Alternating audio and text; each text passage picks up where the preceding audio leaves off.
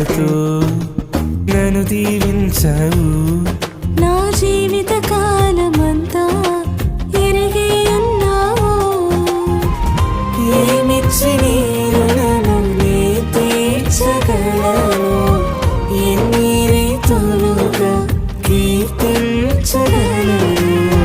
వందనాలు యేసయ్యా, నీకే శతకోటి స్తోత్రాలయా, నీకే